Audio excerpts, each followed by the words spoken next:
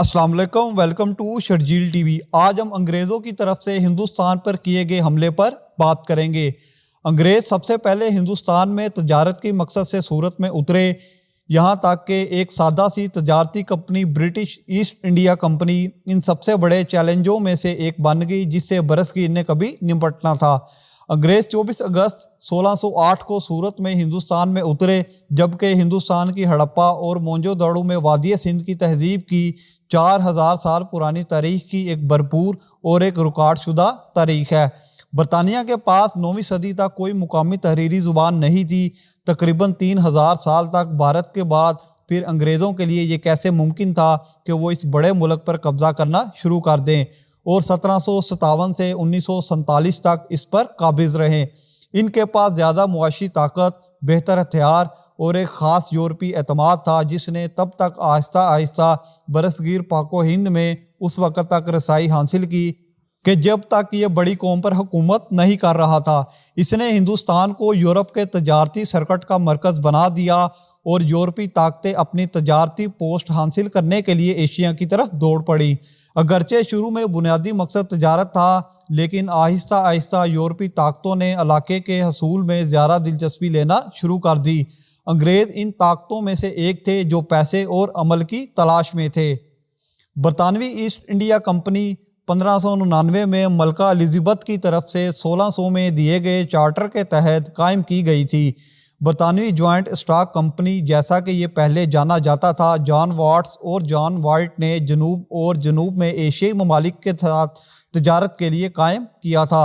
इस मुश्तरका stock company में बरतानवी ताजरों और अशरफिया के हसद से बरतानवी हुकूमत के पास कंपनी पर कोई कंट्रोलिंग अथॉरिटी नहीं थी और इनका कोई बराह रास्त ताल्लुक भी नहीं था। British East India company Hindustan में मसालों के ताजरों के तौर पर आई थी, जो उस वक़्त यूरोप में एक बहुत अहम शय थी, क्योंकि ये गोश्त को महफूज करने के लिए इस्तेमाल किया जाता था। इसके अलावा वो बुनियादी तौर पर रेशम, कपास, अंडा गो डाई, चाय और अफ्यून का कारोबार करते थे। मुग़ल शहनशाह जहांगीर ने कैप्टन विलियम हॉकिंस को 1613 में अंग्रेज़ों को सूरत में एक फैक्ट्री लगाने की इजाज़त देते हुए एक फरमान दिया था। 1615 में जेम्स अव्वल के सफ़ीर थॉमस रो ने जहांगीर से एक शाही फरमान हासिल किया ताकि वो पूरी मुग़ल सल्तनत में तजारत और फैक्ट्रियाँ कायम करें।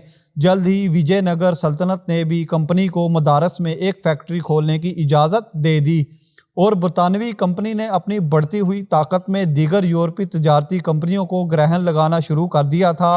हिंदुस्तान के मशरकी और मगरबी साहिलों पर मुतअद्दिद तजारती पोस्ट कायम की गई थी और 3 बड़े तजारती शहरों कलकत्ता, मदारस और मुंबई में बरतानवी बरादरियों ने तरक्की की। हिंदुस्तान ने अपने इब्तदाई सालों में अंग्रेज़ों का असर और ताकत बढ़ाई। कोलकाता के बानी जॉर्ज चारंक ने 1690 में सोतनाती में एक फैक्ट्री कायम की है। कोलकाता शहर की बुनियाद बिल आखिर 1698 में रखी गई, जब अंग्रेज़ों ने 3 देहात सोतनाती, कालिकता और गोविंदपुर की ज़मींदारी हासिल की। इसके फ़ौरन बाद 1700 में फोर्ट विलियम कायम किया गया। 1717 में जॉन सोरमन ने फ़र्क सयार से एक फॉरमैन हासिल किया, जिसने कंपनी को बड़ी रियायतें दी। इस फरमान को बरतानवी ईस्ट इंडिया कंपनी की तरफ से सबसे बड़ी जीत कहा गया। इब्तदाई ईस्ट इंडिया कंपनी ने महसूस किया कि हिंदुस्तान सूबाई सल्तनतों का एक बड़ा मजमूआ है और वो तमाम वसाइल को मुतज़क्कर करना चाहता है। इस तरह कंपनी ने हिंदुस्तानी सियासत में दखल अंदाजी की और अपनी किस्मत में मुसलसल इजाफा देखना शुरू किया। अंग्रेज़ों की तरफ से हिंदुस्तान पर पहला सबसे बड़ा हमला 1757 में प्लासी की जंग में रॉबर्ट क्लाइयों के हाथों बंगाल के नवाब सिराजुद्दौला की शिकस्त थी। इसके बाद 1764 में बक्सर की जंग हुई, जिसमें कैप्टन मैनरो ने बंगाल के मीर कासम, ऊद के शुजाउद्दौला और मुग़ल बादशाह शाह आलम दोम की मुश्तरका फ़ौज को शिकस्त दी। आहिस्ता आहिस्ता लेकिन यकीनी तौर पर ईस्ट इंडिया कंपनी ने एक तजारती कंपनी से हुक्मरान में तब्दील होने लगी। ईस्ट इंडिया कंपनी के इख्तियारात 1858 तक बढ़ते रहे, और जब 1857 की बगावत के बाद इसे तहलील किया गया था और बरतानवी वली अहद ने बरतानवी राज शुरू करने के लिए हिंदुस्तान पर बराह रास्त कंट्रोल हासिल कर लिया था। नई मज़ेदार और दिलचस्प वीडियोस के लिए लाइक शेयर कमेंट करें, चैनल को सब्सक्राइब करें, बेल आइकन के बटन को प्रेस करें।